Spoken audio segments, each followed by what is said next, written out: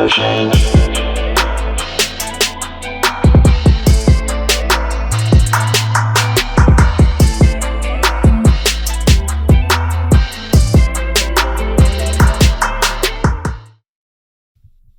Testing. Is this thing on?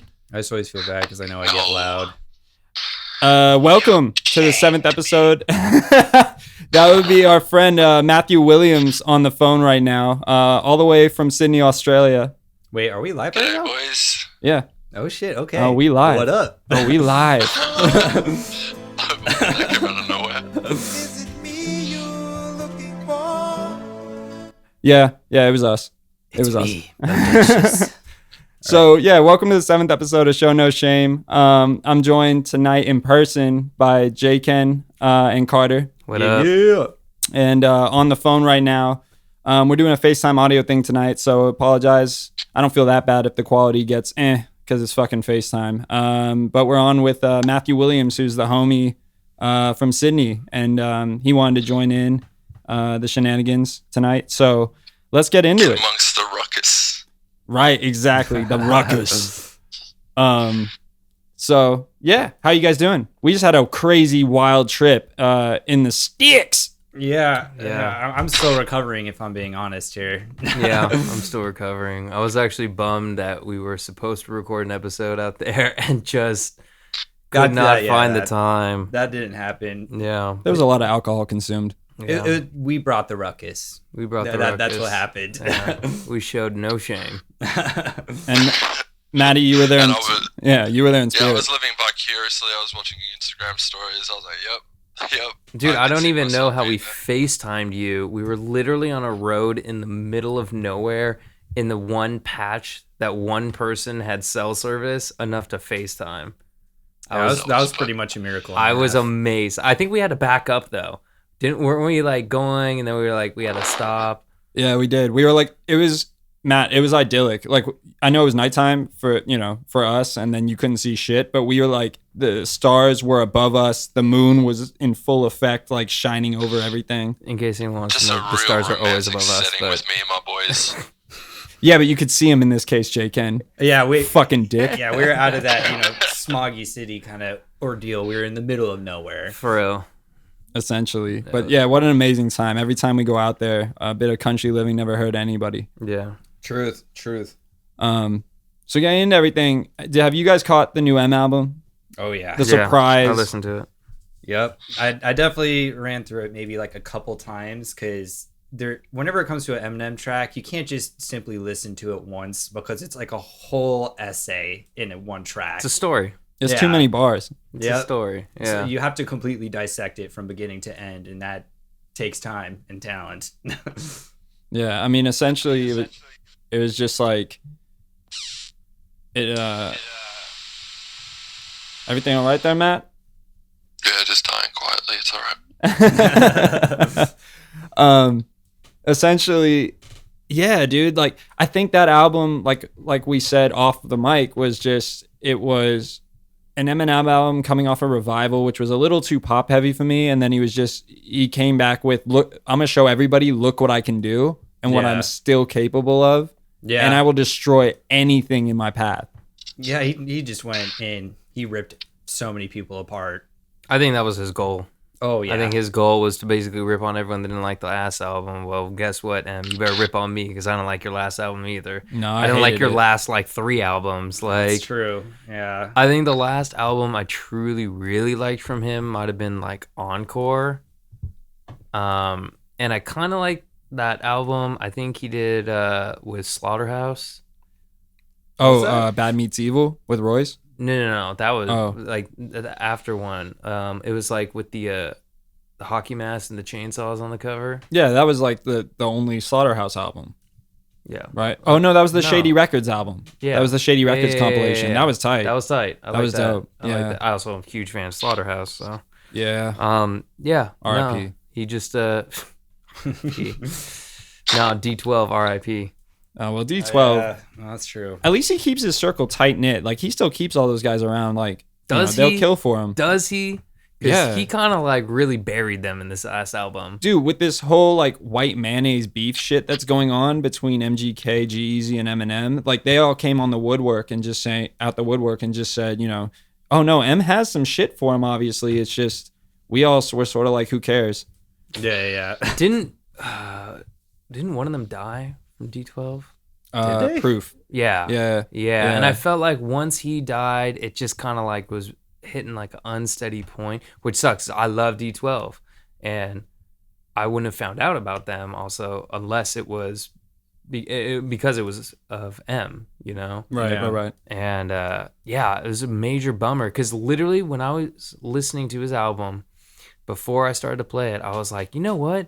Damn, whatever happened to D12? And then he drops these bars like, you know, D12's dead, all this stuff. And I was like, well, okay, I guess that answers that question. Well, I thought he had that one track where he's just like, you know, I'm sorry, I didn't want to use you as a stepping stone, as like an apology. I didn't know if that was towards D12 or to whom it was specifically. It was towards the latter end of the album, the newest album. Right. Yeah, no, I remember that bar. Yeah, so I didn't know exactly That was where a hook. that was directed to, but I thought maybe it was towards that.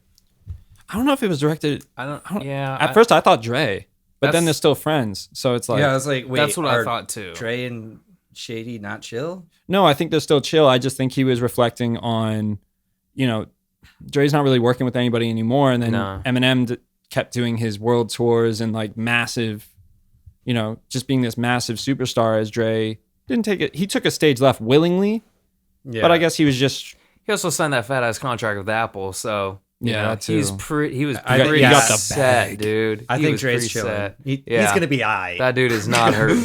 yeah. But Matt, have you gotten a chance to listen to the album yet? Yeah, man, it was good. It was Eminem going back to what he's good at, and that's just ripping people apart. And yeah, I think I do think as well, Stepping Stone was definitely about D12. Okay. Yeah, see, that's what I thought too, Interesting. because he made that like, you know, rest in peace D12 bit, and I was like, then when I heard the Stepping Stone, I was like, is there like a correlation between that, or like just a shout out, like I still got love for you, and Right. I'm sorry. Yeah, If you're and I listening, think back in, you know, when Proof died in 06, I think that like caused the group to kind of spiral out of control. I agree. Yeah. I agree. So Yeah. then, yeah, with Stepping Stone, it's kind of like M saying sorry, like, hey, my career took off, and I'm sorry I used you guys as a stepping stone. Yeah. But you know what? That's how it always is. Like 50 Cent sort of said that poignantly in an interview once. And he said, you know, name all the members of Saint Lunatics, like Nelly's outfit. Or name all the members, you know, there's been a ton of superstars who have their entourages. Right. And then he was referring to G Unit as well. He was like, I was the, Well, good for him for recognizing. no, well, that's what he said, but he was also on their ass. Like, yeah, they didn't put in the work as artists once they became artists. All their albums went platinum off of me. Like everybody, and he said, he's like, everybody from D12, they could have had their solo albums, each put out a blank CD. It would have sold 500,000 records before people were like, oh shit, wait, there's nothing on here. Yeah. You Well, know? it's hard once you blow up to that stardom, you know. Well, I think it's just hard in general to be any artist because, you know, you can't, there's such a demand that's put on you as an artist. Like, I was watching, it was like an old documentary with Slipknot. Of course. And the guitarist, he was just like, this is right when they really started hitting the big picture, you know, hitting like the top charts. And what happened was, you know, they had a couple of albums that weren't recognized as like the most favorite, and he was just like, you know what, like I'm not just gonna go to a painter and be like, here's a canvas, paint me a fucking brilliance, you know. Right, It's same with right, an artist right. recording Yeah. music, like here you go, here's some instruments, you know, make me, you know, millions of dollars and the best shit I've ever heard. Yeah. You can't just do that out of thin air. Yeah. You know, it takes time and effort, and so many other things come into picture too. Talent's a Talent's a big one. Well, talent just gives you a head start, but then you have to really put work in to sustain it, to sustain a it's- career in this shit. It's mastering your craft and, you know, just putting your effort in. But the minute, say, you do become successful, you know, and Matty, I think you can expound on this too, is it's like the minute you do become successful in music or any creative medium, you know, a whole bunch of other factors come into play once, you know, you were just focused on music before. Now you're focused on, you know, you have to deal with merch, touring, how much you're selling, going up to radio stations, you know, all the factors that come with that. Yep. Yeah, and then it's also, dealing with what comes with that, and it's all, the various leeches that come on board, and then it's, trying to maintain integrity while dealing with, becoming popular. Yeah, facts. So, Yeah. Well, it rips you apart. I mean, it's now your personal life's in check. Now you're trying to, people are going to try and I'm not assuming people will do it, but it does happen. They'll try to leech off of, your gains. Dog, I'm your cousin. Remember me? You met me once when we were like 3. Can you pay for my college tuition? Or, no, what was that girl? that girl on Dr. Phil or some shit, and she was like, Eminem's my real dad. Oh, God. There's a photo of him that I have, and like they were like the family was there, and it was like, that's not Eminem. That's Bring in like, Maury Povich. That's my cousin. Like, yeah, maybe people may have said he looked like Eminem. But that's not Eminem. And she's like, well, I mean, let's be real. If you're anything above a 6 as a guy, and you have a semi-successful career, someone said, "Oh yeah, I've had a baby with you before." Let's be real. I mean, like, that's a fair point. That's my biggest fear. It's happened. Like, name Robbie Williams. Like, I'm naming random ass artists, but like. And then Robbie Williams just probably came out and he's like, I don't swing that way, so yeah, you're definitely not my kid. Jesus. Well, I'm pretty sure Robbie Williams is very straight, but close. Oh. Why did I think It's all good, bro. Why did I think Robbie Williams was gay? Robin No, man, Williams? he's like Robbie a Williams. fucking- Oh, I was Yeah. like, huh? He's like a sex symbol. Because you're a I know, judgmental yeah. asshole. But I thought he was like that sex symbol that all the women want, and he's gay. I don't know why I thought he was gay. You know who's a sex symbol? Me. That's damn. He read my fucking You mind. sexy He beast. read my mind. Too quick for you, boy. I was gonna say Burt Reynolds, but yeah, Oh man, yo, rest in peace, Burt Reynolds. You're a legend. broke my heart, Yeah. dude. Boogie Nights was my shit growing up. That was everyone's shit. Yeah. And for a I 70s didn't flick, really watch it all that much. Or for Carter- a 70s flick to carry that kind of like power, dude. Oh, yeah. Like you're like, dude, He was 70s intense. 70s like Grease for like John Travolta. Mhm. That's how Boogie Nights I felt like was for Burt Reynolds. Well, Boogie Nights isn't that old, but Burt That Reynolds was in the 70s. No, Boogie Nights? Boogie Nights? No. I thought that was like no, that was the 90s. 90s focused on the Late 70s porn 90s. era. No. Yeah, it's with Mark Muff. Wahlberg and what's her name? Oh, that's right. from When he's Austin Powers. jacking off in the car. Yeah, Yeah. that's Boogie Nights. Yeah. Because then Burt Reynolds plays the super That's the biggest porn, part I remember. porn, Yeah, I love porn the producer. marker is the, Yeah. the jerking off in the That's car yeah. part. Well, yeah. You'll never unsee that. You'll No. always remember him like The that. weird thing that I always remember from that movie is Alfred Molina playing that crazy coked out dude who has that mansion in not Beverly Hills, Bel Air. Mm. And it's just the creepy scene. Like, I think it's like maybe the third or second to last scene in the movie. And they're over at his house when Dirk Diggler's going to buy coke or something like that because that's his coke dealer. Sure, And they shit- weren't like jerking off somewhere in the house also. Oh my. Sick. But yeah, man, rest in peace. He's a legend. From The Longest Yard to Deliverance, to Smokey and the Bandit. Yeah. No, and they even had him in funny cameos. What was it? With was it Sean William Scott?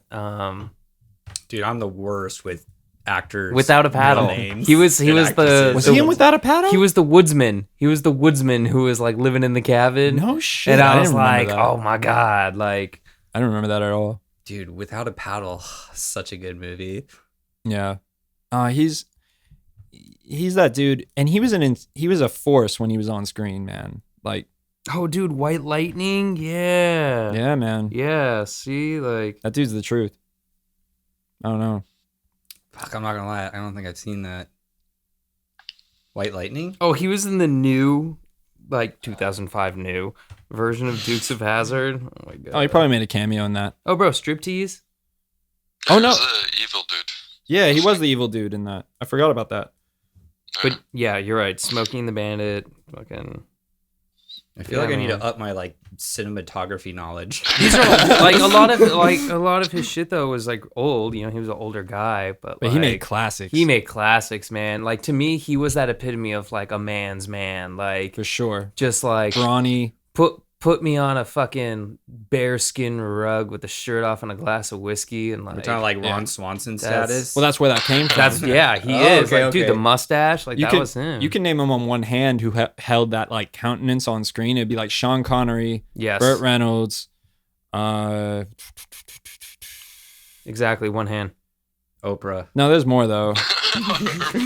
Oprah? You calling her a brawny man with hair on her chest? I mean, she kills it, dude. She runs the game. I mean, she's the shit. First I female always got billionaire. rough for Oprah. Yeah, go her. First female billionaire. Go Shouts fucking you. Shouts out to Stedman. Hashtag Oprah. Stedman just chilling. Dude, we're gonna start having people on the podcast. We're gonna like say something and be like, "Oh yeah, well, just reach under your chair," and then we're gonna have something there for them. Everybody gets an iPad. Yeah. We should just give him something like really fucking random, like Yeah. just like I don't know, like Show no shame, Jules. like a roll of toilet paper. Like what the fuck? It's like And you just wrote "show no shame" on the entire roll and rolled it back up. a blue roll of toilet paper. I even love like how they make little jokes about Oprah and other things, like Ready Player One, when they were talking about like bringing their product to the public. They were like, "Oh yeah, well I think we just need to show them if you reach under your chairs," and everyone looks, and he's like, "Nah, I'm just kidding. There's nothing under there." But yeah, no. Going back to the music thing, it's funny. I actually listened to a Throwback Thursday playlist from Spotify today. I was jamming to it, but it only had like Michelle Branch and like all these other people. I saw you post Michelle Branch, you weirdo. Yeah, what, dude? It's a great when the old school songs like that sound like they were on like every Dawson's Creek episode popped on. Like everyone knew the fucking words to them. On the WB with that fucking toad. Like, you know what I'm saying? Everyone knew the words to those songs. So, It's true. So like when Friends was popping. I was jamming to them, but then I realized for a Throwback Thursday, it was all like, like Seventh Heaven songs and shit like that, or Smallville. And I'm like, why is there no like, where my Jadakiss at? Where my old school Eminem at? Where is all the other shit? It was all. I'm pretty sure a playlist that has Michelle Branch on it isn't meant to have Kiss on there. It was white people music. It was No, but let's be super. fair. Like everywhere is like every man's guilty pleasure. At least you can't deny you haven't at least once really sung to that song. Oh, I was, it dude. everywhere? I wouldn't have posted it unless I was jamming to it at work.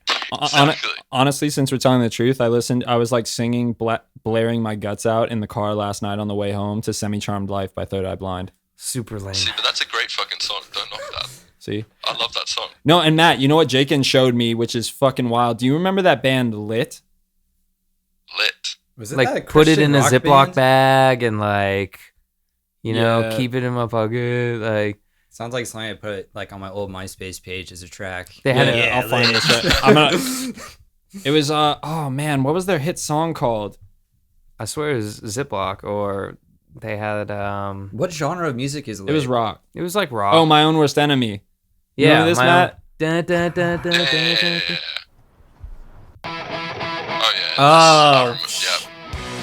Yeah. Oh yeah. I Yeah. mean, come on. That That's one, what I'm dude. saying. That That's one. the From the classic. 90s? That's classic. And they Yeah. didn't have anything like that. Well, guess what? As Ben was saying, you need to listen to them now because they are not the fucking same. They are so different now. Their genre classification has now changed. Ben, why don't you tell them what their genre now is considered? It's country music, ladies and gentlemen. It's country. It's country. If you listen to them now, they are straight country music. It's weird though. Really? It's not full blown country. It's pretty country though. but it's not singing with the full-blown. southern accent and all that. I feel like it's pretty hard to be a smidge country because when you hear country, like, ah, damn, that's No, country. no. I mean, their genre classification, even on Spotify, is changed to country. What the fuck? That's Yeah, so bizarre. It's so bizarre. They just wanted to hit a new direction and did that. Well, I feel like a lot of, especially artists that get put, like, it's like being an actor and you're being typecasted. And I feel like maybe they felt that because they had so many, like, that was like a summer anthem for every movie for a while, like in the 90s. And Oh yeah, 100%. maybe Like all the American Pies and all that sort of movies, every single one had it in there Eugene. somewhere. exactly, yeah. Yeah, So straight up. That's probably, they Yeah. tried to diversify because they were so sick of playing the same shit over and over. Yeah, but if you're good at what you do, stick with it. It's not like you're hearing Eminem do country. I will say though, he did expand on his music. You're right, and I experiments. hated his hokey shit. I hated his reenie, like his little jokey shit. Like the Yeah. Weird Al Yankovic rapping. it was shit. great for like Yeah. a track or Yeah. two or a skit, but like, bruh. And you know, I think I talked to you, or I talked to Carter, or I talked to someone about this, and I think like so many people originally liked M because of how raw he was. Oh, yeah. And he would talk about how bad his life was, and either one, people could listen and be like, damn, his life is fucked up just like mine. Or, damn, my life ain't nearly as bad as this fool's. But it kind of sucks that as his life got better with things, dealing with Kim, dealing with family, dealing with all this shit, like his fan base was kind of dropping off. And I was like, that's kind of whack that people like stopped liking him because he got better and he was rapping about being better or rehab and all this shit, you know? Yeah, but I think that it got to a point where he was being lyrical for the sake of lyricism, and it was just literally, that's my only gripe that I had with this new album, for example, with Kamikaze, because it felt like, look what I can do. But am I going to go back and replay this like I replay the Marshall Mathers LP? No. And I still play Marshall Mathers LP today. Yeah. Still. You know? And then so, or the Eminem show, like Slim Shady LP, he had full songs. Was the Slim Shady LP the one where the C had the Vicodin pill? Like breaking in half and it looked like a face? That was the single. I think that was the single. Because the Slim Shady LP was him on a dock. Like he was unloading Kim. Wait, into then what was the fucking Marshall ocean. Mathers? Oh, you mean the he was sitting on the Marshall house. He was on the house porch. that sepia cover. Yeah. Yeah. That was Okay. iconic. I wasn't so allowed that to was listen to that album when I was little either. Really? Snuck it. Oh. Yeah, that was the first time I snuck it. Dude, my mom bought me that, and I then think we all have that. That's how I Literally learned started what the word listening to it in the slut car. meant, ladies and Slut? gentlemen. I don't really use that word at all anyway, because I hate it. I hate the connotation. But yeah, that's where I learned That's right. it. Limp Bizkit taught me the word nookie. Nook. And just like Limp Bizkit, where's the word nookie today? Yeah. I did it all for the cookie. Yeah, straight up. Why does this guy like cookies so much? He's not saying cookie. But yeah, Matt, how's the day going since it's daytime over there? What are you up to? Daytime here. Took a nice sleep in because, you know, In don't case get you to didn't do know, that he's from very often. Australia. And funnily enough, doing a real estate course, trying something new. Oh shit! Look at you. Yeah. oh, real estate. Well- What got you towards real estate? I'm good at selling, so I figure, you know, what's the hardest thing to sell? A house. All right, let's try that. That's a good point. Yeah, need a challenge, you know? Hell yeah. Oh mate. Yeah. Hence why I'm wanting to move back to LA next year. You literally sound like a drug dealer. I'm good at selling. So I thought about the one thing that's hard to sell. Yeah, no, exactly. I That's sold just rubbers too to a easy monk, sell. you know, whatever. I'm trying to sell houses. Anyway, That's interesting though. Like, what's the? I'd be curious to know, because after living in Sydney, I mean, the market, because it's such a metropolitan city. I mean, the huge commodity are obviously like apartments and condos. So it's, I don't know. I feel like homes would be, yeah, just. yeah, I mean, homes would definitely be on the rarer side of things because, let's be real, you know, there's a lot of movement when it comes to apartments. You know, a lot of people buying, selling apartments, but houses, like especially in Sydney, due to, I mean, take Australia as a whole. Everyone lives only on the coast. So, for example, Sydney, True. you go, I don't know, 50 k's inland, and it just starts to become real scarce. Really? So it's like, you know, like Oh, it hollows out, bro. I've never No, big been. time. Yeah. So, is there a reason behind that? Why it hollows out? It's like the whole middle of the country is, you know, somewhat, desert. desert, unlivable. Oof. So- Sounds like Vegas, minus the And I mean, strippers and gambling. like another side of it, I mean, don't get me wrong, Cali has some nice beaches, but Sydney beaches, just Australian beaches in Yeah, you general, can't touch 'em. Yeah, nah, shit's all over. I feel like California beaches, or well, I'm just speaking with Los Angeles vicinity. Like, it aesthetically looks nice, but you step in that water, you're gonna get Hep C, dirty condoms. But for real, that's the other thing I immediately noticed after I moved there, visited there even, was they have this very enormous respect for the quality of life and the environment. You know, they're very eco-conscious, so they really respect the ocean. You can't build houses the way you can in Malibu right up to the water. Yeah. You can't do that. It has to be on sort of in like more inland rather than coastal. Yeah, but you would have like a grassy patch that connects to the sand, but you can't have your yard connecting to the beach. I think that's dope that they do that, because it kind of just shows that appreciation, because we're not respect factor. Yeah, exactly. They have some whack. They have some. It's also one of those things that's like instilled in us in such a young age too, because like I remember being 15 years old, and me and my mate used to go to the beach every single day without fail. I remember I did it from 15. Oh shit! And that's where bad service comes in, people. We went to the beach every single day, and that's where it comes back. I remember one day there was this group of girls, all very attractive, and like we were checking them out, and then all of a sudden these girls leave their McDonald's bags lying on the beach, and they just start walking off. Oh, that's foul. That's foul. I was like, I don't give a shit how hot you are. We literally, me and my mate, just started yelling at them and being like, shit up and throw it up. Oh, the cliffhanger is so real. Fuck Australian Wi-Fi. Oh, did I really just disconnect through all of that? No, just when you said we said, and then it cut out. I said, turn around, pick your shit up, put it away, and fuck off. Yeah, that was it. It's just like, like I love my beach. Bondi's my beach. And I will look after that beach completely. And to see it disrespected like that, I haven't got time for that. And to the ladies and gentlemen listening, and for those that don't know, Bondi in Sydney is, I guess, comparable to the Venice Beach or Santa Monica Pier in LA, but Sydney, and it's beautiful. Less Hep C. No Hep C, thankfully. You can catch water. You want to see what the lifestyle is like down there somewhat. Just catch that show Bondi Rescue on a Netflix. It's on the American Netflix.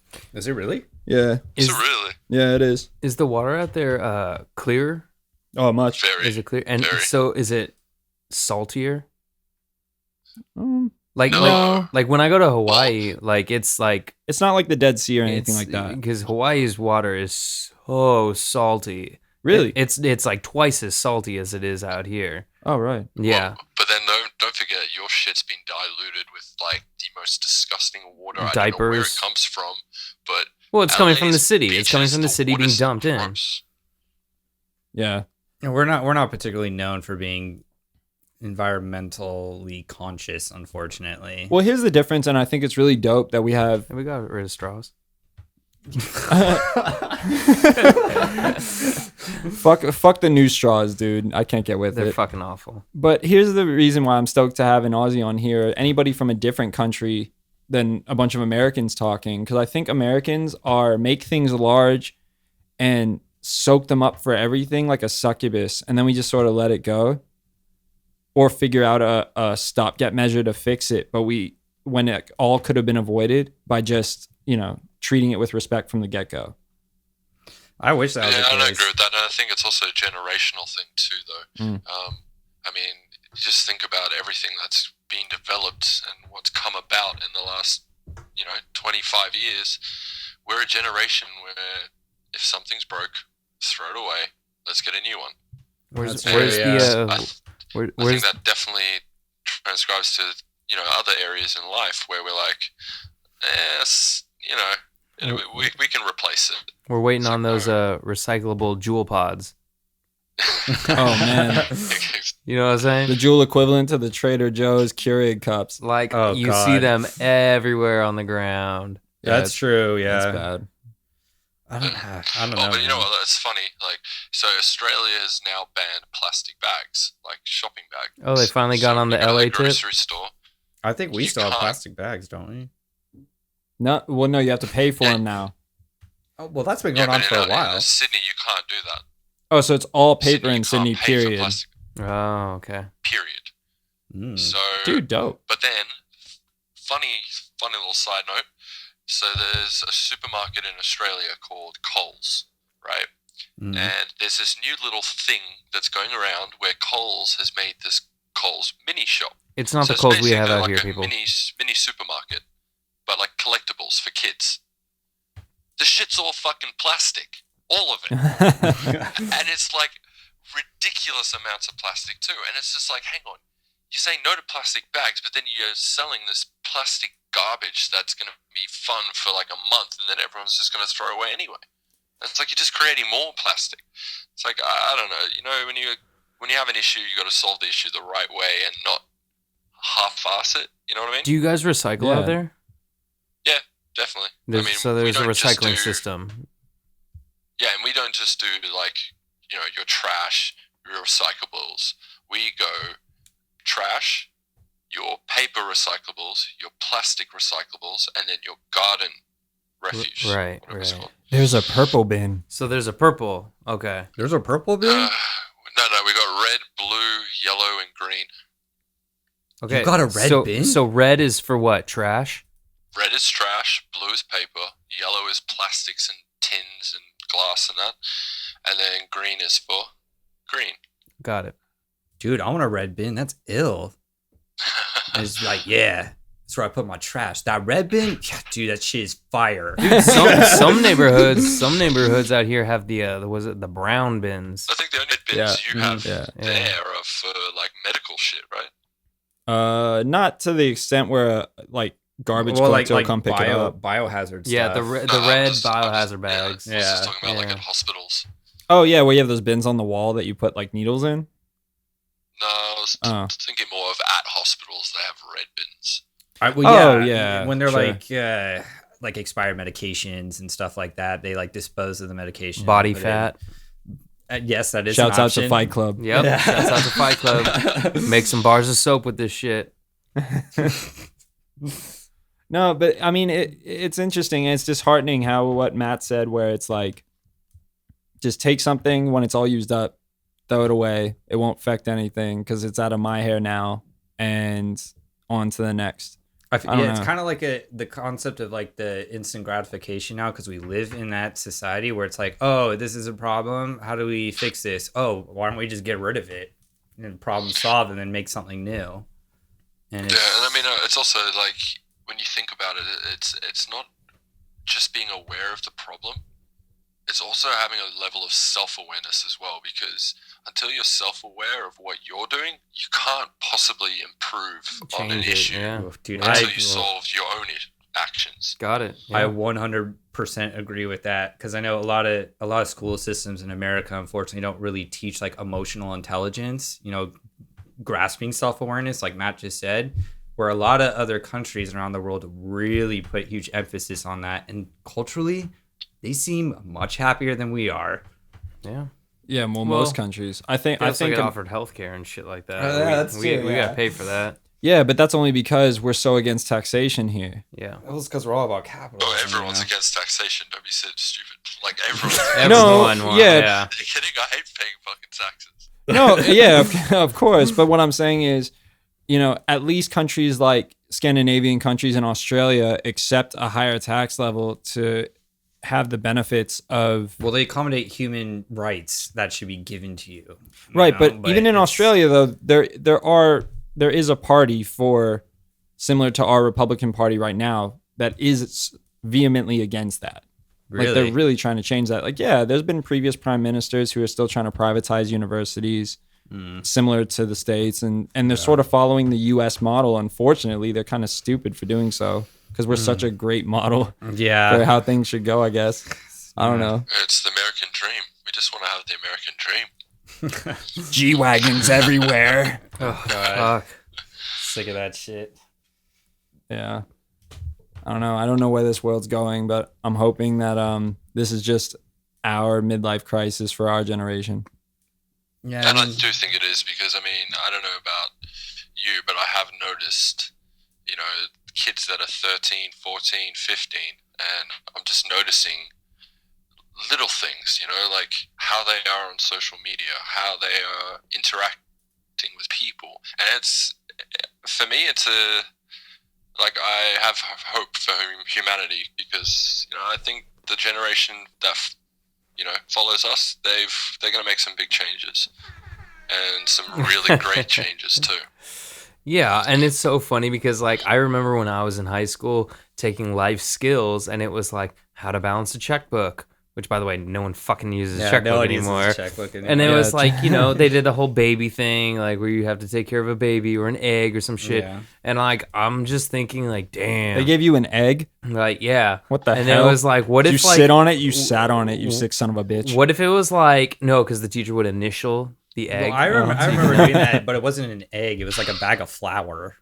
That's a little more durable. It's a little more durable. They scale it at the end to see if it weighs the same. But yeah, no, like your coke addiction at a young age. Imagine like the kids now, life skills. So we're gonna teach you how to get Instagram followers. Okay, this is gonna be good following to help you market yourself in the future for whatever it is you do. And it's like, and then they hand you a floppy disk. But see, that could also be fucking floppy disk. But that could also be dangerous on another, you know, side of the coin, because then there's an app for everything. Like the expression, there's an app for that. You actually, if you're it's an agoraphobe's dream life right now. Yeah. Because you could stay inside, order your meals, Amazon all your shit. You have Alexa. You don't have to get off the couch. What do you think I do all day? I don't go to these fucking stores. Why do you think I never go grocery shopping? I just order all my fucking food. Wait, for real? I haven't grocery shopped like legit in months. Dude, I grocery shop at least once a week. I know. Is it weird if I like doing that? Nah, dude. I love doing it, but at the same time, I'm lazy as fuck and I order everything. And that's probably where all my money goes. I probably spend $1,000 a month just eating out.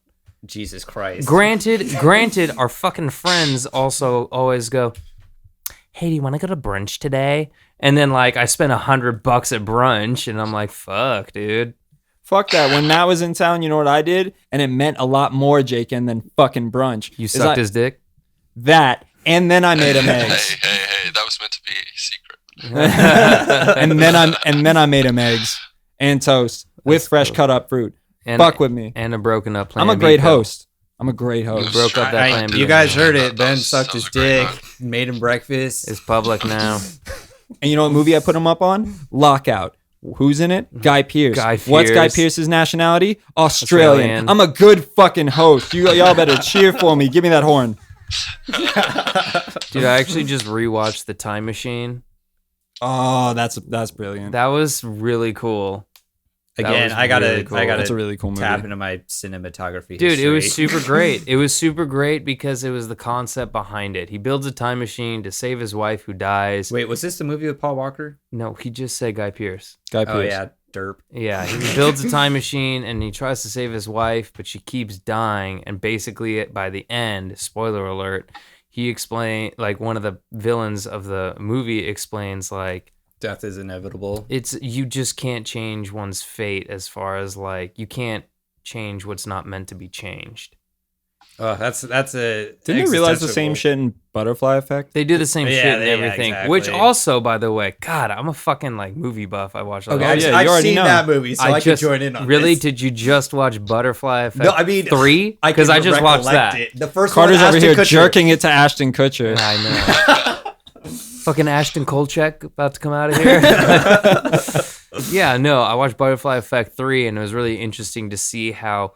Holy shit, they made a second and a third? Well, the second I seen, but the third I had never seen before, and it was interesting because in the first, you know, he goes to the past to change shit.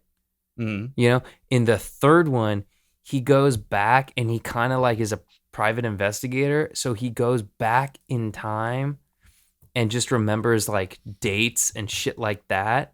So he's at the scene of a crime, of a big crime when it happens, but he won't do anything. He won't save anyone. He won't touch anything. He just goes, he stays in the back, he observes, and then he like, you know, flashes back to the future or present day for him, and he's just like, oh yeah, it was this dude, check him out, he made a phone call at this time, and it's just like, what the fuck? Like, Sounds like Minority Report. If it you is a mess with lot time, like Minority Report. Isn't like if you were to mess with time theoretically, like if you do one thing or mess up with someone's life, it like destroys the fabric of what was supposed to happen. Well, And, I don't believe that. Like the Back to the Future theory? No. Back to the Future theory is it creates a separate timeline, and that's what I believe. yeah, okay. where I it's like believe in multiple- that. Yeah, timeline B, timeline Right. C, Like the Flash.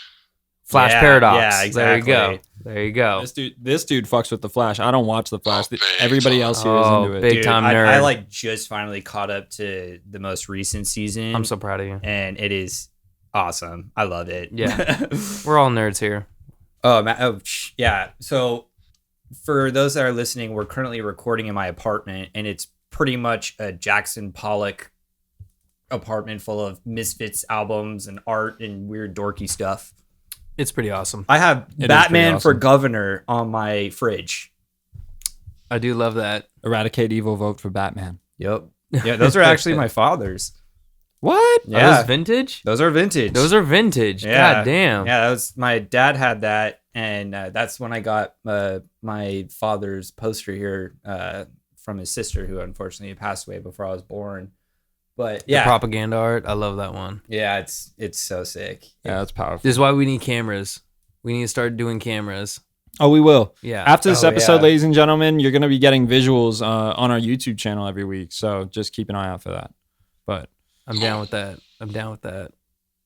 that sounds like a whack ass way to Dude, end the show, literally, but it's not we'll just ending yet. Set it up on your fucking thing right there. Yeah, it's that. He has a or- tripod. Yeah, I have a tripod. He's a civilized human being. No, I know, but for the level. I love that a tripod makes me a civilized human being.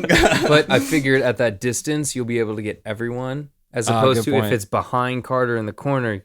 Yeah, wow, the back of this curly-headed fuck looks great. yeah. Like, you know, like What I would just move this couch over here, and then I'd move this over here, and then we set the tripod up by my fridge here, so then we have a full. y'all can't tell where Carter's pointing, but yeah. it sounds good. I was about to say. Yeah, I I just just- sounds good. visualize that, It's but just, you know, great I work. do Thanks. know Looks I do great. know sometimes, like, especially with like the Joe Rogan podcast or the other podcasts like that have visuals for YouTube and stuff. Sure. It helps when you're like referencing stuff like Carter just did, where he's like pointing at these vintage ass vote for Batman stickers that were his father's, Yep. or this propaganda art that was like his aunt's. Like, it's like, you guys can't see what we're appreciating right now. We kind of like want to convey that to y'all. Yeah. Because I would love to ask everyone, damn, hey, Ben, is that like Arial bold on that fucking sticker? Like, that Helvetica new? Goddamn. No, I feel you. No, we're going to get some visuals popping. Plus, it'd be great too. Like, oh, we got fucking Matt on the podcast today. I don't know what he looks like. Well, let me tell you, It's cool. people. Just take a picture of the phone. He's fucking sexy, you know. And like, Matt, where can people find you? Cold stunner. What's your Instagram, Matt? How can people see how sexy you are? Yeah, Instagram, Matthew, 1T, Matthew.R.Williams. Go follow people. Yeah, follow. He's Support. a dream. He's a dream. He's That man's so he dreamy. looks as good as he sounds. Hansel is so hot right now. No, that's Mike. Mike That is Bukauer Mike, is yeah. Hansel. That's definitely Mike. Yeah, everybody's going to be meeting Mike Bukauer on here very Yeah, soon as well. We definitely have him planned to get on this show. Realtor extraordinaire. Actually, Matt, since you're getting into real estate, I mean, I know the laws are probably like vastly different, but you should hit up Mike, bro. Yeah, that's not a bad idea. Yeah. Yeah, that sure. that dude is I'll set very up a call very with him knowledgeable. with sometime that. this week. That dude's already he already agreed to help me rent out my spot in the Palisades. Oh, Oh, word. I was Yeah. like, wait, dude, are you moving? Yeah, no, he's already agreed to it. He's like, dude, I'll do it for free, all this stuff. I'm like, how can I say no to that? Like, Yeah, essentially. I told him I'll still give him 10%, but goddamn, I mean, free, that's dope. Homie hookup. When a real estate agent like helps rent out a place for you, though, they're not getting 10% for the entirety of the lease, are they? Not each month, they'll take a whole based on like a certain percentage that y'all agree on. Oh, okay. I got you. Okay, Yeah. that makes sense. It's because it's not like selling it, because you're renting it.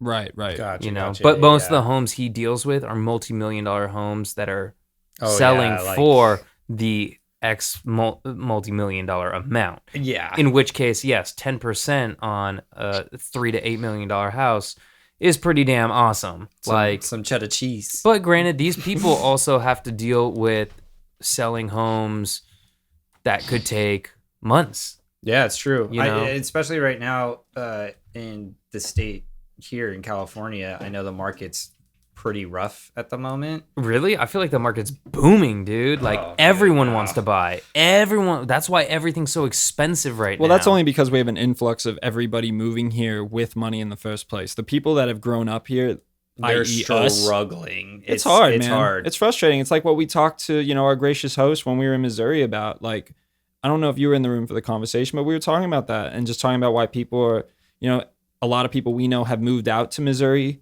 which isn't for me personally. It's not for me, but I get it. Yeah. And because you can buy a house for $200,000 Which is versus crazy. $3 million. Crazy. And we're talking like a big home, not Yeah, just like a yeah. small little We're talking spot. 3-bedroom, 4-bathroom with front yard and backyard. Which is insane because our rent now would cover like You said a down six- payment, right? that would be a Yeah, down payment. Someone on a told me house. a down payment. Without you know? Kansas City, right? Yeah, Yeah. the Kansas City. It was the same thing. That's wild, though. But you know what I'm saying? It's like, Shit, I yeah, wouldn't like have- we are fortunate for what we have, but at the same time, like, dude, when I turned 18, it was just everything on your own. well, Yeah. and That's why I'm broke as fuck now. Well, no, look, Like- and I understand it. I mean, it was like, but that's why I said to our host as well. It was just, you're sort of fighting to survive in cities, and I think damn near, it's not even just the States; it's every major city. I think Sydney as well. That's no. a hard place. True. That's a hard place to be a millennial. You know what I mean? Mhm. And Yeah, there- I mean, everything comes down to supply and demand in the most basic sense. I mean, all the work is in the city, hence the cost of things in the city is going to be high. Mhm. You know, I mean, and that- don't get me wrong, LA is the same. You go 50 miles inland from like, I don't know, Hollywood, and shit gets real cheap. Yeah, Mhm. yeah, and that's why there's It's so like, much I'm not traffic. driving 50 miles to get to work every day. But that's why there's so much Yeah. traffic because people want to drive within a 10-mile, 15-mile radius, which is pretty far in LA's term. 15 miles, you could go from like LA is one of the most spread out cities, though. you could go from the Yeah. beach to the valley in 15 miles. Yeah. Mhm. So I, that's, I drove almost 15 miles coming here tonight. yeah, Yep. and You know that's what causes the traffic is those people traveling where they're like, I can get a doper spot for cheaper, and all I gotta do is deal with traffic. You Mhm. know. True. No, I know. No, it's a weird thing. It was like, yeah, even other, places. When I was in Sydney, like Matt saw my old place. It was like $1,200 for a studio a month.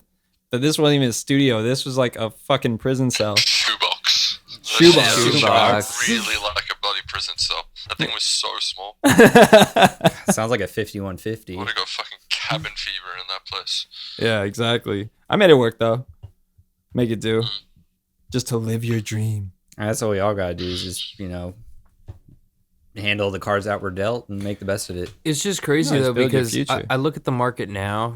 I always try to stay up on it, and like I was looking to move, and I looked at places around me, and I pay around $2,300 a month right now for a 1-bedroom, and there are studios in my neighborhood that are going now Like 19. for 19 to 2, and I'm like, Crazy. it's a studio, dog. Like Crazy.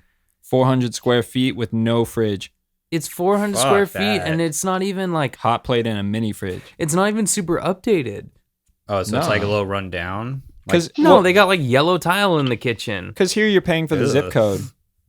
and that's stupid, dude. It is. Yeah. Yeah. It comes with the territory though. Especially where we are, Los Angeles. It's kind of a bummer. I'm not gonna lie though. #Craigslist, you came through.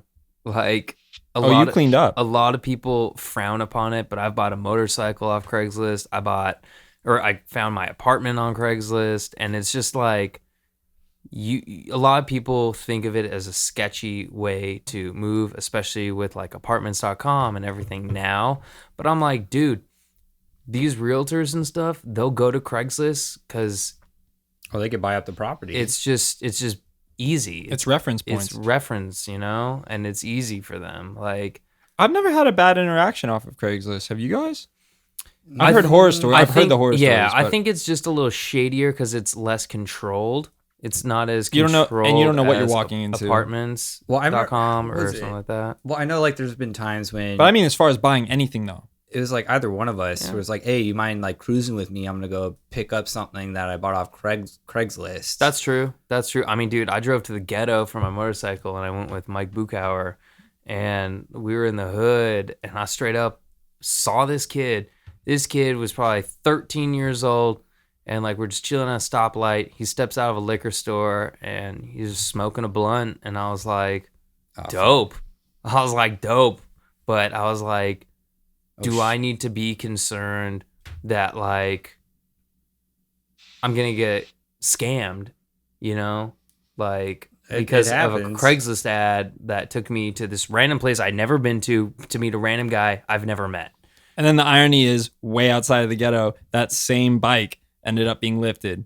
That's true. My bike did end up getting stolen. Get me started on fucking And bikes. I honestly, there was a thought that crossed my mind that thought it was the previous owner because when I asked him for the spare key, he said he didn't have it. He said he only had the key, the one key. He's like, I don't have a spare. I lost it. And I was like, But since we're delving into that though, how would he have known where you lived after you bought the bike? Fill out a pink slip. I had to transfer the title, so obviously he's gonna know. Like this is where the conspiracy theory starts. I did it in front of him. I could have chose to maybe not and just given him the money, but he was offering to handle the DMV stuff for me. So how convenient, I know. Jken. But it was also, I mean, if he did, I'm gonna say it right now, that motherfucker is patient as shit because he waited 2+ years to rob me back. Like, It's like, who was I gonna rob? That's who I was gonna rob. and in that case, he definitely hired people because on the footage I got, it wasn't him stealing my bike. It was like these two other huge dudes, So, and plus he was super nice. I mean, maybe he felt bad because I haggled him down $1,000 on the motorcycle. Like he was like, Talk about a good deal. It's for my daughter's quinceañera, and I was like, how about So $1,000 off? Like, I mean, but he was chill. He could have totally robbed me because I did offer him. I was like, yo, I'll give you a couple $100 up front just to hold it a day for me to come back and pick it up tomorrow. He could have totally just taken it and just, but he didn't, He could have been, he could have been a G about it, but yeah, and he was nice about it. I don't know. Craigslist has its ups and downs. You definitely got to watch out. I mean, but at the same time, Craigslist is basically, which I don't understand. You know what? For all the people listening, you'll probably agree with me. Why the fuck doesn't Craigslist have a mobile app? That is OfferUp. It's OfferUp essentially, or Let app. Go, or anything like that. And they may have like mobile friendly versions, but they should have a mobile app. Like, I think it's because they run on a shoestring budget. It's sort of for the people. they do. They do. And I don't picture a lot of people like, let me just donate to Craigslist. Does Wikipedia have one? Because Wikipedia is also the same thing. It's just donation based. That's true. Like, you know what I'm saying? Like, but that seems more compatible than the Craigslist one. Open source? Yes, but that's what I'm can- saying. Like, it's not sponsored by anyone. Right. And there were rumors going around a little bit. Hey, Wikipedia is gonna go down, like, because we can't afford to keep it up because there's such a high volume of content. Yeah. But yeah, if y'all ever reference shit for your college papers, don't use Wikipedia. Oh, they No, will check that. You're not allowed to. Yeah. Most Also, of the time. don't use the Onion. I did that one time. Just don't plagiarize. Well, that makes you a dumbass for using yeah, Onion. yeah. I realized that shit is Fucking parody. that fake news. You dummy. Yeah. Hashtag college taught me a lot. Moving right along. Here's one headline I read this week that I thought was, and I read the article and I thought it was really dope amongst all the scrutiny this dude's getting. But did you see how Lil Xan paid for one of his fans' hospital bills entirely? It was like 10 G's or something for an overdose. An overdose. Yeah. Yeah, I thought that was ill. Do we know what he overdosed on? No, I'm not sure. They were just in the hospital, and then they started a GoFundMe. Mm-hmm. He's like, all right, I'll max out the GoFundMe, 10 G's. Here you go. I think that's dope. I wouldn't expect somebody on that level to do that. I worry. Was that like a publicity stunt because of what's been going on with him? Not really. 100%. He doesn't have like that much 100%. flack. I don't think he has that much so flack. much shit, and it's like you think about it. He's a guy that promotes nothing but drug usage and doing all that sort of shit, and now he's helping someone who's just had an overdose at a show. Like, come on. Like, I'm not trying to sound like a cynic, but that is the first thing that came to my mind. You know, it's just like, But is this coming from a good place? Because he could have done it anonymously. True. I don't. That's very.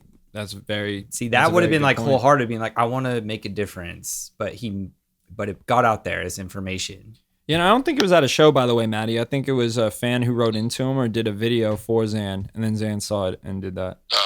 At the same time, I'm not gonna knock on a guy who uses drugs and decides to pay for someone's Mishappenings medical with overdose. I can't knock on him for that. And again, I'm not trying to but I knock totally on him get for doing where a you're good coming deed from. I or, totally you know, get where you're coming yeah. from. I'm just saying the era of how it's gone from the drug dealers now being the drug addicts rapping. Mm-hmm.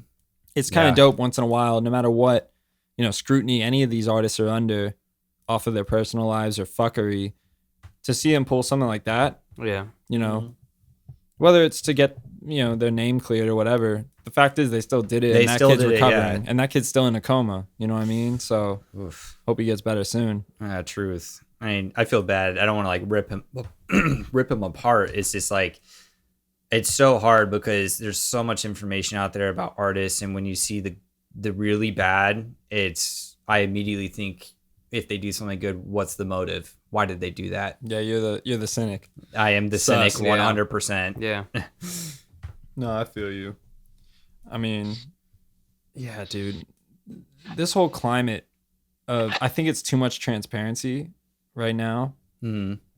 Because, and in turn, it just makes things too influential on, younger kids. And I'm dating myself by saying something like that. But it's just, because I would never have believed that at 14, 15, when you feel impervious to any, harm or anything. Yeah.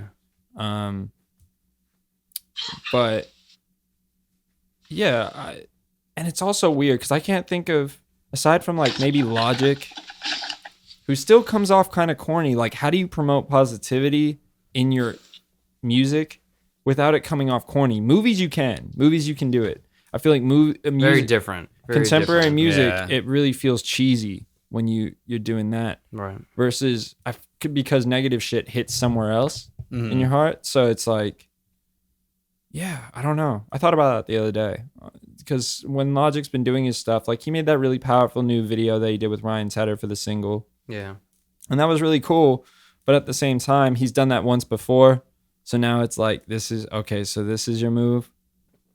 Yeah, well, that's kind of like what we were saying earlier. That's the internal struggle with any artist or anyone in the creative medium. It's like, if you don't try to do something different, you are going to get a little scrutinized about it. You know, and that's the scary part, is that in today's world, you're under a microscope. You can't get away with anything. Like, But for us, we're under a microphone. Yeah, exactly. This is true, and then we'll be right behind a lens soon enough. But we've still known people who've gone to celebrities' parties, birthday parties, and whatnot, who have to sign NDAs at the door for this. Like Drake's notorious for that every time he has a house party. That's true. I think that's smart. Oh, it's protection for yeah, themselves. Exactly. Stop all the cell phones. Well, it's 'cause anything you do these days, you could, all you gotta do is whip out your phone and you can video it, and you could be just in a moment of, having a bad day and you say something you don't mean, or it's just like it came from a bad place, and I'm sorry, I didn't truly mean it. Well, But it can also get kind of gross because it's like World Star and some other sites. It's get damn near. well, it's really revealing. Also, It's almost too much so because it's. It's like the dark web, but public. And these are borderline snuff films on World Star. You know, Yeah, when the that- fight videos and all that stuff. Some dude getting like curb smacked. Like, yeah, it's not like a movie fight scene. It's brutal, it's raw, it's scary, that it's so open for anyone to access. That's the scary thing. At least that's what always goes in my mind when I see this stuff kind of just like pop up on my like Facebook feed, be like, World Star, this fool just gets like, smashed in the face with a brick, and you're like, yo, what? I don't want to see this. Yeah, for sure. It's like, I even turn my head away from that, which is weird because we watch so many horror movies, but that doesn't make us flinch. Yeah, it's because it's like when you're in that moment of watching like a horror movie, it's fictitious and it's a way of entertainment. When you see it in raw reality, that really burns, your insides. Like this is real. This isn't fake. This isn't. I guess that's a good barometer for how to tell if you should watch your kid, because if your kid's being entertained by that type of shit, something's wrong. Oh, going straight to therapy, man, dude. But it's like the one thing I can't take from movies, at least, is animal cruelty. I think that's the one thing where I'll walk out of a theater for that type of shit. Yeah, personally, I can't. That, like, I don't know. If I see someone like cruelly hurting an animal, like kicking a poor pet, or like or a dog on the street or something, I would come up and I will fucking kill you. I'll be pissed. Oh yeah, for sure. Not literally, obviously, but I would be very angry, and I'd approach me like, "What the hell are you doing?" Close to it. Yeah. On the brink of. What's your take on animal cruelty, Jken? I hate it. I hate it. I think we're all in agreements there, dude. I don't think anybody. I just watched something. It's gonna be like seals, club them. Yeah. Like what the fuck? No, I was watching what's that Netflix show? The Mind of a Serial Killer or something like that. Yeah, dude, I want to see that. It's really interesting. Ben. I actually You'll like it. It kind of like dragged, and I actually wasn't intrigued by it. Really? Yeah, but I did follow up until a point, and they were like, 3 signs of psychological like tells. being a sociopath. Well, 3 signs of telling how someone may have some kind of psychological instability. It was first sign is bedwetting. Second sign is being a pyromaniac. Mm. And that I totally get. And the third is animal cruelty. And they showed this clip of like this dead German Shepherd, and I had to turn away. That's too much. Yeah. No. And I was like, God damn, I hate that shit. I fast forwarded through that. I can't do that. And I was like, damn, I'm 2 out of 3. Like, dude, you're like, damn, I'm lighting something right now. I used to like piss the bed. I used to piss the bed. Don't put that out there, Matt. Still saying you. I'm kidding, man. And as soon as I was young enough and I had a magnifying glass, first thing I did was go in the backyard and like try to like light leaves on fire and shit. Well, I think every boy growing up does that at some point. Yeah. Magnifying glass on ants. And as far as the animals would go, I definitely remember like watching my aunt's dog and just being like, oh my God, you're so fucking cute. And I squeezed this dog and it squealed, and I was like, and I freaked the fuck out. And I was like, oh my God, I'm so sorry. And I was like, dude, like, how could you ever like hurt like these innocent fucking animals? Like, I get it. Some dogs are assholes. All cats are assholes. I get it. I mean, like, same goes for parents that like beat their kids profusely. Same shit. It's like, I don't understand it. It's true, fair. Yeah. It's like we all come from our own past. Everybody's an individual at the end of the day. I feel like there's a way to figure it out, like to why someone's acting the way they are. Yeah, like right. I'm not saying it has to be full on like fucking kumbaya. Like I ran in front of a car when I was little and my mom spanked me, and that was the only time. But I learned my lesson from that. After that though, I was never like, you know what I mean? I wish I got that lesson. I've been hit by plenty of cars and I was in my early 20s. See, and I wish I learned shout out to moms and dads for raising us right. No, see, I wish I learned that, because every time I got beat, I still fucking did shit wrong. Like, yeah, Carter got hit by a car on Christmas Eve. Santa hates him. Yeah, it was like Santa just took a dump on my holiday. I was like, yo, what the fuck, dog? You're supposed to be my homie today. I remember that night too, because we were all partying, having an awesome time in my apartment, and then you stroll up, yo!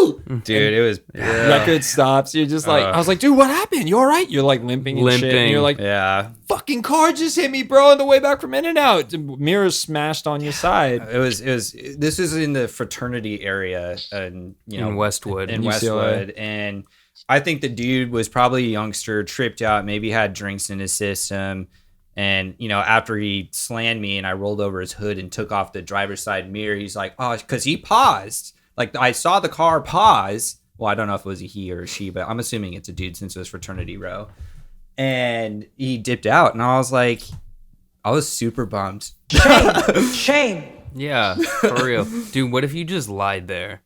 I contemplated that. No, because then what if some car came and didn't see you and like ran you over? Yeah, that would have been bad. Well, yeah, I wouldn't be talking then. But no, I feel you. Like, dude, just like, how could you not stop? Like, I'm sure he was just freaked the fuck out. I mean, look at, we've lost friends to accidents, and that happened to a dear friend of ours who unfortunately passed away because the person decided to just dip out, and he had a brain hemorrhage because he was left on the street for several hours. So it's hard. Yeah, I don't know. And rest in peace, Nick, too, man. I mean, too much shit is lost. True that. It like that classic expression, it's all fun and games, is like for real, though. Oh, no, for sure. For sure.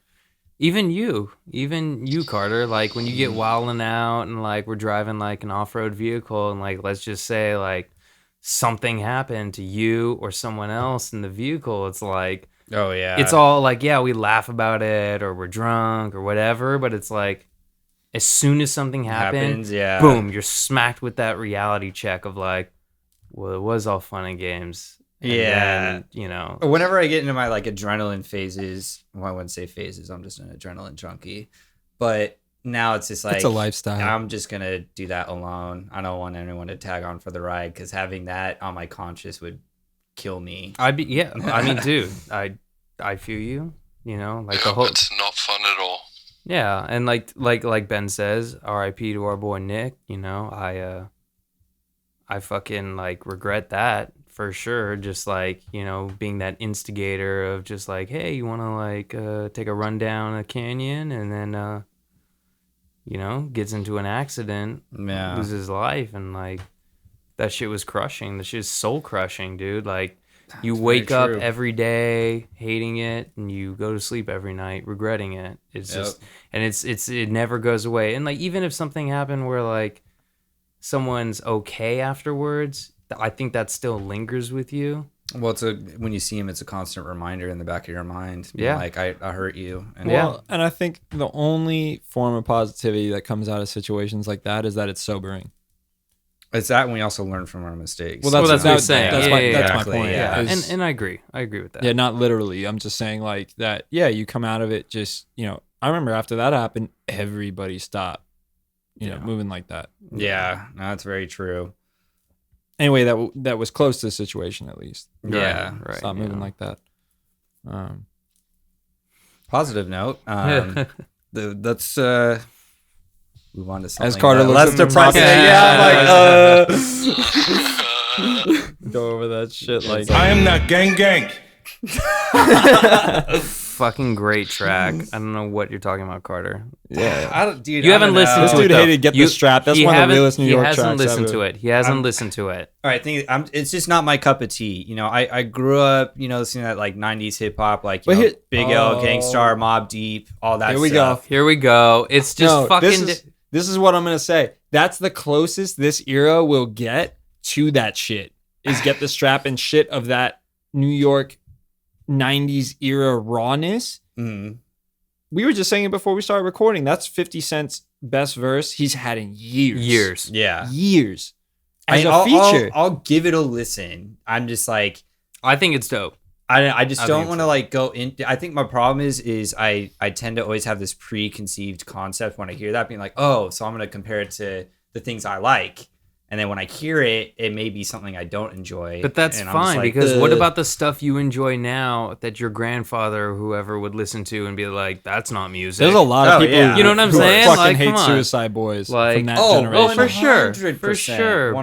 But you know what I'm saying? Like, our parents would be like, that doesn't, I used to listen to, like all these other artists, and it's like, that's so old. That's not happening. Like, that's so bad. And it's like, well, that was what was good back then, And that's the same. I'm not trying to say it's Michelle bad. Branch. I'm just trying to say that it's not. It's amazing. It's not my cup of tea. I know That's what I fair. like. That's- Unfortunately, I respect it. It's just not for me. That's fair. That's it. That's You fair. know? And I feel that. I'm trying to press you, but that's fair. I feel that because also the evolution of genres, as far as like, oh yeah, I used to listen to hip hop, or I listen to hip hop, and then like someone plays you a song and it's Drake, and you're like, that's not what I meant. I meant like Gangstar or Wu-Tang and shit like that. And like, for me, I consider that. Yeah, I fuck, I love Lil Peep. He said He said Mob Deep. Yeah. Oh, he said Mob Deep. I don't know. Yo, I'm listening Matt, to him I on am a with goddamn you 100% FaceTime, on all right? Like, Off an iPhone.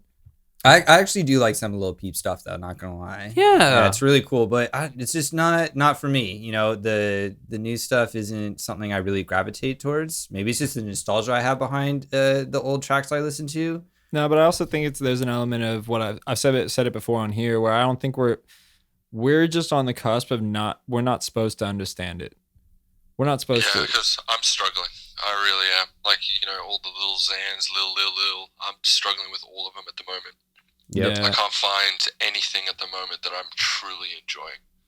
And that's how you know these kids who are rapping under the pseudonyms of the Lil whatever are fucked up out of their brains, because that's such a disservice to Lil Wayne, and they're not even creative enough to come up with a fucking creative name. Yep. Well, it's like they're all biting each other. Take away all of Lil Wayne's pop shit and all of his radio stuff. Some of his EPs and they're just so good. Oh, his mixtape run is legendary. The Well, drought his is over, lyricism and was insane. yeah, the drought is over, and dedication. That I'm the best rapper alive era, Mm-hmm. early 2000s shit. Early Yeah. 2000s great. God yeah. damn, did he ever run? And he's back now. I'm so stoked he's back now. So I haven't heard much of his new stuff. he's still doing like the feature king sort of thing, where he's sliding back in with features, and I'm just hoping for that fire album. That Still skating? I think so. Oh, definitely. He's like a diehard skater. I love Yeah, it. dude. Fuck Truck Fit. That shit was whack from the jump. Sorry, Weezy. I'm kind of wondering if the artists nowadays are ever gonna quote grow up and drop the little off their name, like how Lil Bow Wow was just like, I wanna be Shad Bow Moss. Wow. Like Yeah. it's just gonna be Xan. It's just gonna be Diego. Like, Mm. I think it really depends on where music's going to go to in the future. And you can't predict that, Exactly. So it's hard to say. and it's Lil Eminem. And it's also trying to find out if these artists actually give a shit about the music or just being in the spotlight for, For what's here and now. I mean, popular. at one point or another, they were all about the music, and I think that's how they got into it. But I will say, going to what Matt said, I've heard veteran artists say before, like, get your money. It's a money run. Like, go full on, It's like being a professional sports player. It's like Car-headed you have a yeah. small niche of time to Small window. really make a difference or put your name out there, make this project something huge. And Like, all right, That's before it hard. used to be like you want to be a rapper, like that's never gonna happen. You know how people, it's so rare, you never become one. But now it's a little more common. But I think for hitting the long-term goals of like Snoop Dogg or Eminem or someone like that, where it's like, dude, these dudes, they're superstars. they're superstars. Yeah, and there's an element of being lucky as far as being picked mm-hmm. by karma or, the ethos with that. It's like timing. I feel like it's It's like timing. music's a lot like definitely timing, like It's just, relationships. being picked up by the right guy, right time, But then there's just also knowing the right person. Yeah. true. 100. But then there's also artists who just weren't picked. You think like the Nellies and Who, Furtado? dare I say fucking Nas could be where Eminem's at. And Nas is cemented in Rap Hall of Fame for his ability and what he put on wax. But Dude, shout out Illmatic. That was like one of my Right. favorite Illmatic albums. I was still listen great. to that to this day. I love it. right, but there's artists like Nas who can't sell out a stadium like Eminem can, who's Beyonce level. And then you and I, Ben, talked about this as far as G-Eazy with Mike Stud. They both came on at the same time. Right. G-Eazy signed main label. Sammy Adams too. Signed, and then Mike Stud went independent. And what we were talking about was, yes, G-Eazy sells out more, but has to owe a higher amount of the money he makes Yeah. to major I was schooling you labels on and that, shit yeah. like that. Yeah. And I was like, yeah, wow, that's fucking Because so crazy. It's right true. when you mentioned that about Mike Stud and G-Eazy, I was like, oh, no, dude, you don't understand. Mike's independent game is crazy. He only has to sell like 100,000 records versus say like 1 million. And we're just talking hypothetical numbers because these are nobody just- sells 1 million now anyway. So he could sell 20,000 up against 100,000 records in his first week. He's cleaning up because he's seeing all the revenue off that. He has a huge following. He went a different route, Very isolating the U.S. college market of taking all the party kids at college schools. And I just want to say to Mike Stud, bravo. yo, throw your boy Huey a bone, man. Huey Mack. Oh, Yeah, man. Huey Mack. We used to jam to Huey Like, where Mack the all the fuck, time. Huey? Where you Y'all at, sound so dog? white. Like, I miss this fool. Like, I remember he opened up for Snoop Dogg one time, and I was like, dude, this fool's blowing up. And that's where I heard Mike Stud. Mike Stud was featured on a Huey Mack track, and then Huey, like, See, I didn't hear nothing for a bit. And well, I was like, here's what? my theory on all that, right? Is it's like you have an artist who's starting to blow up. So I'll say Mac Miller. Who comes out next? Sammy Adams. That's because somebody saw the likeness of Sammy Adams, related it to Mac Miller, who's currently blowing up through Wiz, who is already huge, and is trying to make, I don't want to say money off of, but I'll say money off of Right. I get what Sammy you're saying. Adams back, coming up as a younger kid, same demographic, same style, whatever.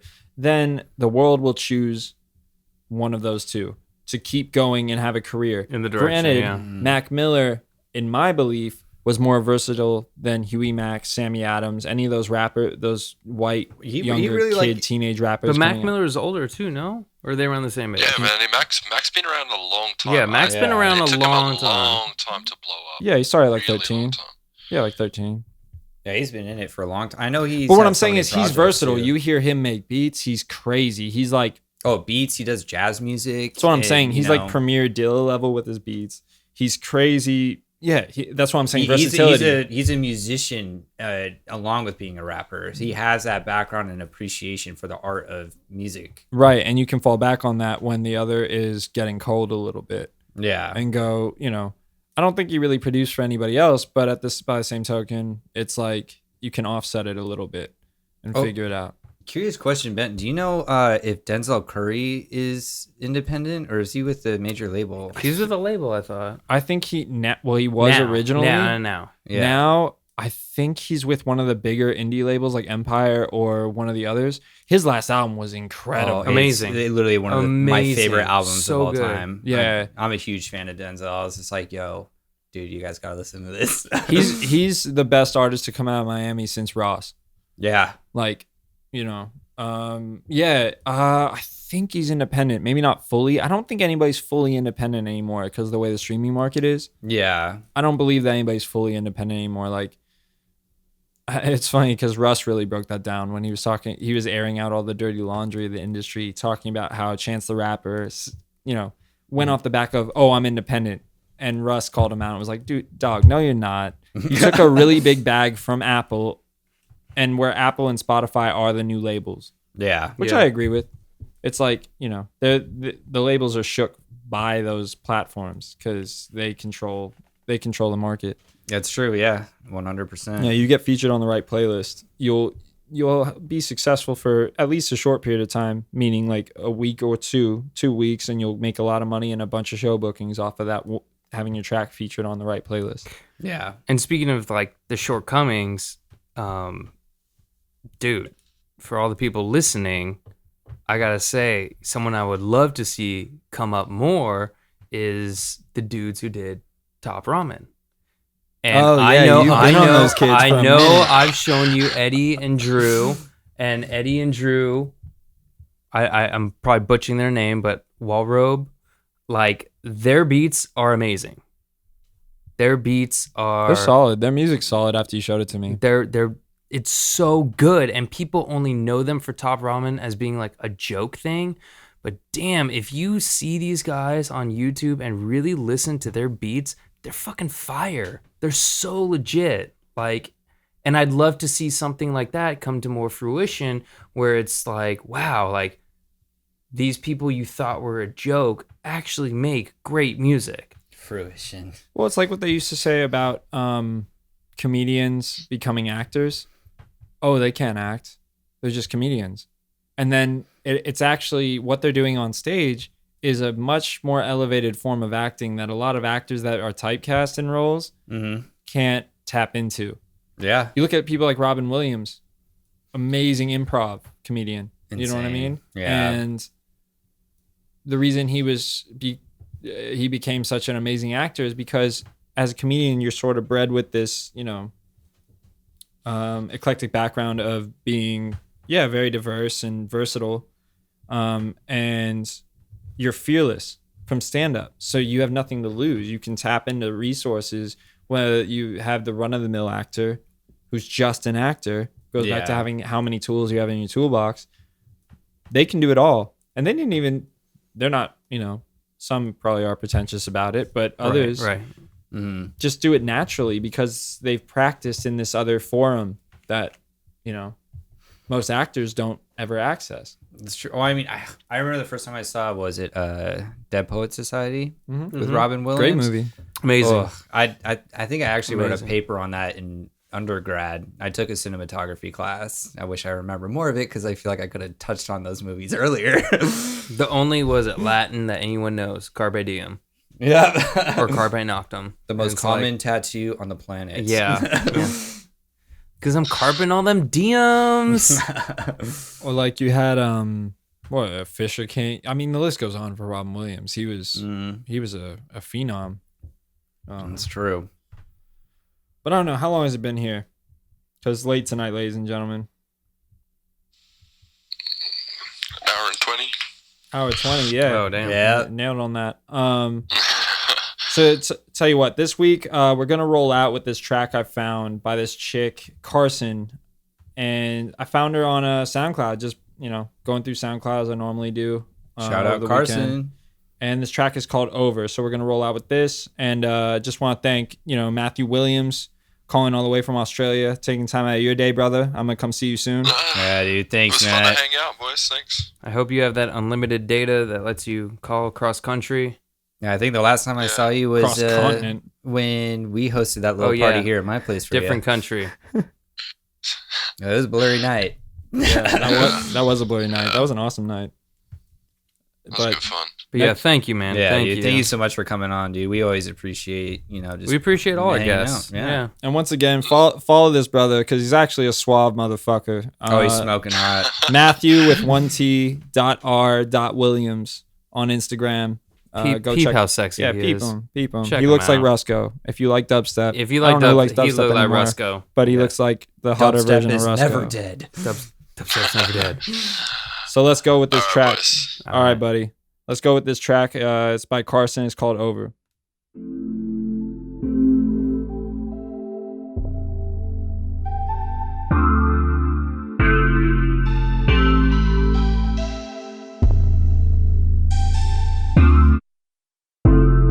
I know you wanna feel something real. You don't know the way that you make me feel. How could I? Even I have you here. Please don't say it's over. Please don't say it's over. Please don't say it's over. Try to go but can't hide.